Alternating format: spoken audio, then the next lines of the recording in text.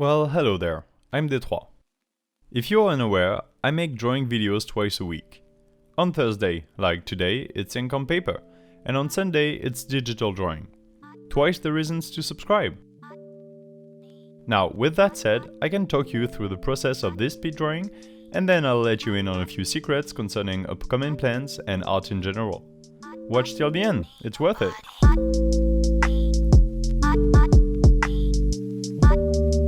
The whole drawing process took close to 3 full hours. My idea is to draw the shape of a cloud, make it mix with the sky, then turn it into a very small and dense mosaic of tiny squares. Like a coloring book in a sense. A very complicated coloring book panel, but quite simple at the same time. It depends if you want to color in the squares individually, or if you color the image as a whole. What I like is that the cloud blends in with the sky. You know, I use a lot of different patterns in my abstracting drawings. I get tired of a pattern easily, and basically as soon as the drawing is done, I want to explore another pattern. I do go back to the same one eventually, but a while later. I couldn't draw the same sort of thing twice in a row, unless it's a commission. This pattern is really simple on appearances, but to make it interesting, you have to take a step further. You see, the whole point of it is that the squares are used to make non-linear shapes. Using squares to make straight lines and bigger squares is boring. I don't want my drawing to turn into Minecraft, as much as I enjoyed the game. Making squares swirl and turn in big circles is where the fun is. The smaller the squares are, the rounder the whole shape can appear, and this is why there are thousands upon thousands of squares in this drawing. I would count them all, but I don't have that sort of time on my hands, and to be honest, I'm not a fan of torture. There is one thing I need to address regarding the whole flow of this drawing. On the upper left, there is a circle shape that is oriented the wrong way compared to the others. It flows opposite the cloud next to it. That at first began as an error on my part while I was making the first few lines, but then I found the idea interesting. It's a sun, or a moon peering through the clouds. This is why it sticks out like a sore thumb and attracts the eye.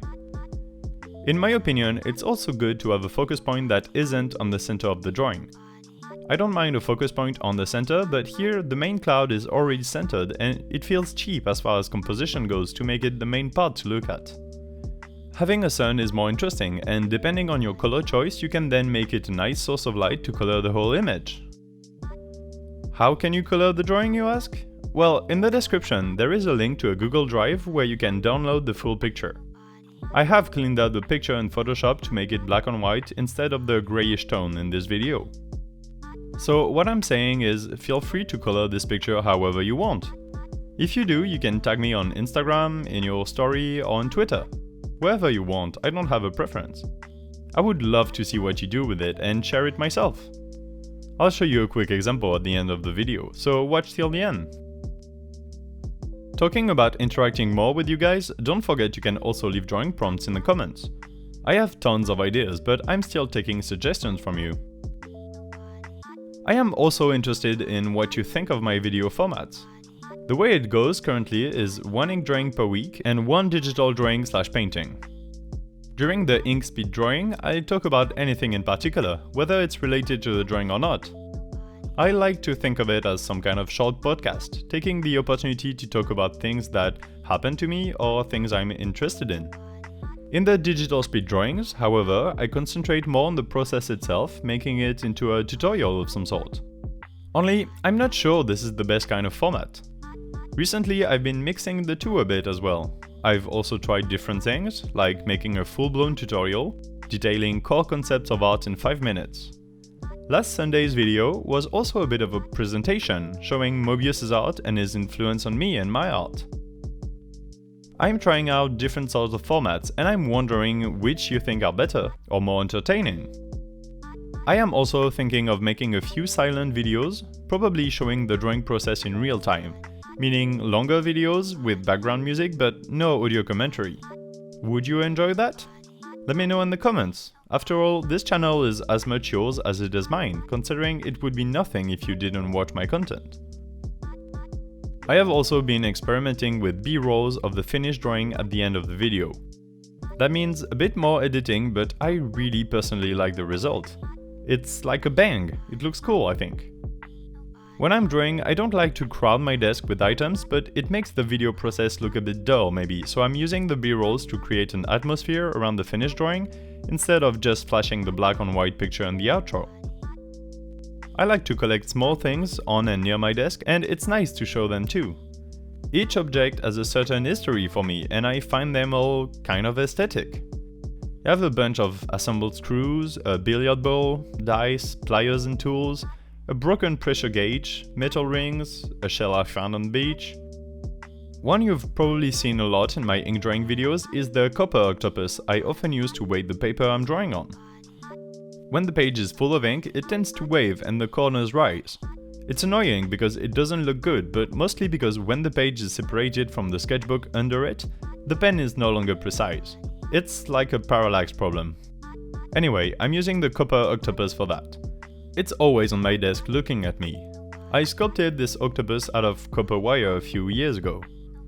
When the ink is fresh as well, I use different props in my left hand to weight the page, like you're seeing in this video. Using my fingers smudges the ink. I need something dry and precise enough. Today it's a pen case made from leather. Back to the octopus, it makes me think it's been a while since I've built a little something with my hands. I like to sculpt with wire or carve into wood. I made a small bunny out of wood. I should show it to you in a future video. Actually, I think I'll make a sculpting or carving video soon. If you need a reminder, I don't want this art channel to be solely focused on drawing. It's called the variety channel, especially because I don't want to restrict myself to just one domain. So what I'm gonna do is go back to wire sculptures in order to refresh myself on the process, and when I manage to do something nice, I'll make a video out of it. Same for wood carving. I also want to make music. It's been too long since I made a nice track, but I've definitely lost the skills to do so. I don't remember anything about using Ableton, especially since the last I used it was maybe 6 years ago, and the new versions I've evolved quite a bit. Going back to making music is so far away as a goal for now that I can't even tell you what kind of music I'm going to make. I have a bass guitar and a keyboard, with a sound card of course, but I never plugged them into this computer before. Maybe I shouldn't tell you about all of this. I don't want you to expect anything. On the other hand, I'm free to do what I want, and in a sense, talking about it will eventually force me to act on it. The same with a book project I teased recently. Had I not talked about it on video, I probably would have been much slower with my planning. Now I'm happy to announce that most of the plan is done. I still need to review it once or twice with different people to make sure it's a good storyline, but I can start writing it soon if all goes well. One thing I haven't fully decided yet is which language I'll write the book in. It might sound obvious that I should write in French, considering it's my main language, but for about 4 years now, I've been writing almost only in English. Of course, there will be more mistakes in English, but it's easier to write since I'm used to it so much. There is also the reach to consider. While I'm somewhat familiar with the process of getting a book to be published in France, I have no idea if any English-speaking publisher would even be remotely interested in a book written by a non-native English speaker. And of course, before I get ahead of myself talking about publishing, there's the painful truth that no matter the language, the book maybe won't be good enough to be picked up by a publisher. In that case, English is better because I can self-publish it through Amazon or something, and it will have a bigger reach in the English-speaking community and among you guys. According to my analytics, a majority of you are from English-speaking regions of the world. I guess most of these problems are very long-term for now, but I will have to decide on the language soon though. I don't know, I'll keep you updated if you're interested. This is a long video. Turns out I had a lot to talk about and it feels good to do so. Remember to tell me your thoughts on video formats, to tell me your drawing suggestions, and to follow the link in the description to get this drawing and color it. Now let's get those sweet B-rolls.